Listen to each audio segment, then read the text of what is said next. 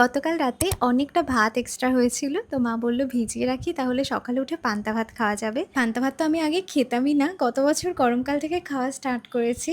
আর যেদিন থেকে খেয়েছি আমি তো এর পুরো ফ্যান হয়ে গেছি। এর সাথে নিয়েছি পেঁয়াজ আর তার সাথে আছে আলু ভাজা আর ডিম ভাজা। Best comfort food ever. তারপরে চলে আসলো একটা পার্সেল। আমি তো মনেই করতে পারছিলাম না যে কি অর্ডার করেছি। তারপর হঠাৎ মনে পড়ল পয়লা বৈশাখে পরার জন্য একটা কুর্তি অর্ডার করেছি আর তার সাথে অর্ডার করেছি একটা নাইট স্যুট। খেয়ে দেয়ে উঠে স্নান করে আমার একটা শ্যুট ছিল সেটাই করতে বসলাম। এই গরমে তো এসি ছাড়া শ্যুট আমি করতেই পারছি না আর আমি প্রচণ্ড পরিমাণে ঘামি। তো এসি ছাড়া তো আমার পক্ষে সম্ভবই হচ্ছে না। সন্ধেবেলা মা একটু বেরিয়েছিল।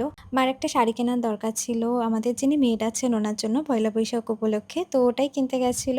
দেন আমি বসলাম একটু এডিটিং নিয়ে। কালকের মধ্যে পয়লা বৈশাখের যে মেকআপ ভিডিওটা শ্যুট করেছি ওটা পোস্ট করতে হবে। তো ওটাই এডিট করছিলাম। দেন একটু খিদে পাচ্ছিল বলে একটা কাপ নুডলস খেলাম and that was it for today. Bye bye.